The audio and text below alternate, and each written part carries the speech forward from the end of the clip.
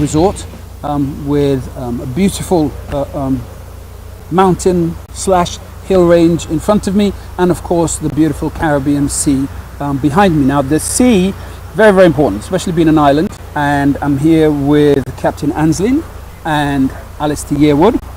And tell us what the good news is that's coming up here soon. What we're here to talk about is sport fishing, which is the people going out and fishing for the sheer adrenaline rush and the sport of catching. It's a competition. Okay. There are rules, there are restrictions on the kind of equipment you can use. Okay. There are restrictions on the size and the kind of fish you can catch that will qualify. Okay, so what's the competition and how long has it been going? This is our 17th year now. So coming up would be the 17th annual fishing tournament. As Alistair just said, sport fishing tournament. Sport fishing. Yes. So we have to add that part of there's it. no going out. It's recreational. There's no going out there and throwing dynamites and things in the water. This is properly regulated. That's not even allowed in commercial, much more sport, because it is illegal to do that. The very basic rules are you must fish with rods. There must be at least 2 people on the boat. The maximum breaking strain of the line is, 100 pounds 100. breaking strain. Yeah. The only fish that qualify are kingfish, wahoo, dolphin, tuna. So no barracuda, no shark. So if you catch anything else, you have to throw them back. You can keep them Or if you you want to can't- eat them, Right, but they but won't qualify in the competition. And then there is a no fish under 10 pounds Right. will qualify. Okay. And So also all billfish. What does that mean? Marlin, sailfish is catch and release. Okay. All right. Now You can catch them, but you have to release them. You don't bring them ashore. you have to put them back. You have to put them back.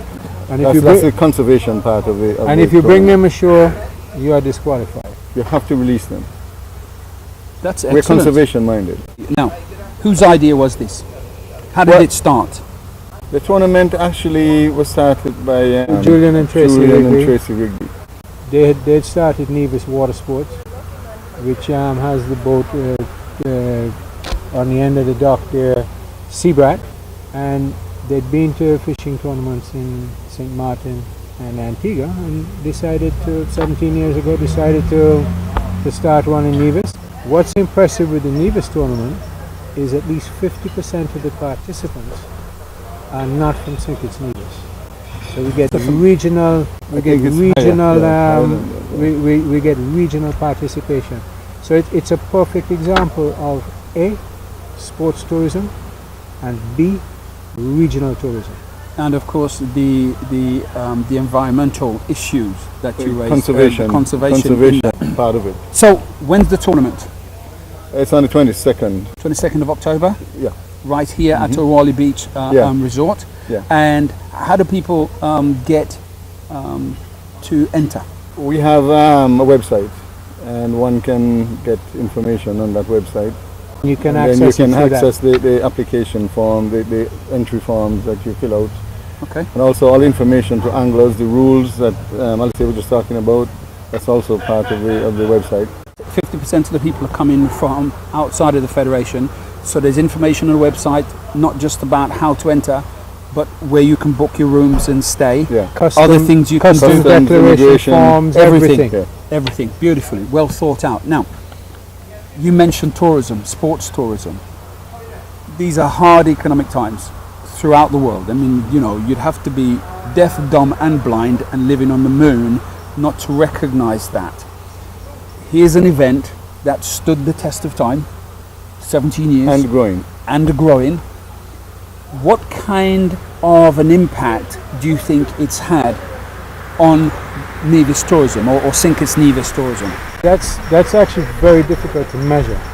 We can measure the immediate impact, namely if we get 10 foreign boats with an average of 5 people on board, you get an idea of how many, that's 50 people who come in, they spend 3 nights, you can extrapolate the dollar spend for those persons. Those persons. Every year the Four Seasons sponsors.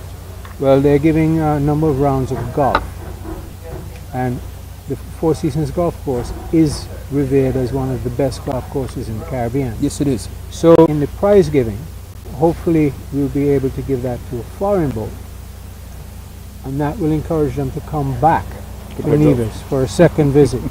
So it's not just the weekend for the competition when they're here, and for the persons who are coming to do that, because there are knock-on consequences. So They're we're going to encouraging visit- to bring their children back and have a It's a real family proper, time. Yeah, proper vacation. So And they often bring them with them.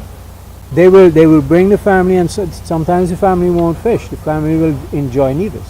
okay, so they'll go and visit other places. Exactly. So there's a kind of an outspill from the competition for other operators on the Actually, island. what happens in some cases, you have the anglers coming on the boat, and the family is flying. It's a great thing. Got the tournament, right? They catch all these fish. What happens to the fish? Are we having a barbecue on the beach? I mean, what's happening with the fish? They have an option. They can sell it to us, Okay. to the committee, or they can sell it themselves. During the day, we're actually partnering with the water department. They will do, barbecue, music, drinks. So the water department, they will be benefiting from the event as well. The St. Kitts Brewers is our sponsor. They sponsor the whole event. We've had offers from overseas to sponsor the event, but St. Kitts Brewers being a local entity, we figure that we will give them the preference, even though the foreign sponsorships are more lucrative and more encouraging. But loyalty is important. We have prizes that are donated from individuals, private businesses and so on that we collect, and we give the prizes out in the evenings right here in the bar. We've had some other minor sponsors that have always been loyal. So for instance, Horsford's has always been very generous with us. For Island Terrace, the hotels have Chillerton. always been Yep. generous, Yep. Hotels. including the Four Seasons, Yep. Okay. but the small hotels, and so the general business of Nevis. Have Businesses supported the have event. supported the event. That's what, and obviously, that's one of the reasons maybe why the event has stayed the test of time and grown. It's got that stability, it's got that support from others. Actually, one of the most important things for the event sustaining is there are a very small group of people who, for no monetary remuneration whatsoever, put in a great deal of work and make this event a success year after year. And I would like to mention 4 of those people right now. Please. One is Captain Arthur Anston. The other is Audrey Barrett. Okay. And then there are 2 ladies who put in numerous hours, namely Debbie Wallace and Shari Greaves. And so it is a success through hard work for no monetary Purely volunteering. compensation Just volunteering. whatsoever. So a big thank you needs to go out to those 4 persons. Absolutely. They're heroes. So we were talking earlier about foreign boats coming in from all these different islands. How are they catered for when they reach here, especially over a weekend? Naturally, they have to go through the normal official channels, namely immigration, Yes, customs, yes. Port Authority. We've had an extremely good relationship with all 3 of those entities. They bend over backwards, and the anglers are always incredibly appreciative because their own customs, immigration, and port authorities do not facilitate them with as much grace as Right. ours do. They go the extra mile because they actually set up to facilitate mass clearance. They actually come and set up and do the clearance right here. Yes, I've seen them myself. I've seen And them. appreciated, and tremendous thanks has to go out to those 3 departments. I would like to add some to that too, because being a captain myself, and I've been in foreign tournaments, so was Alistair too, and I can truthfully say that when you have this kind of service, it's very, very appreciated, because sometimes you have rough crossings, and the last thing you want to do when you get to the port is to be running around, going 2 miles or a mile and a half or a mile, whatever, to be going to the different services. Here we have everything right here on the spot. That's fantastic.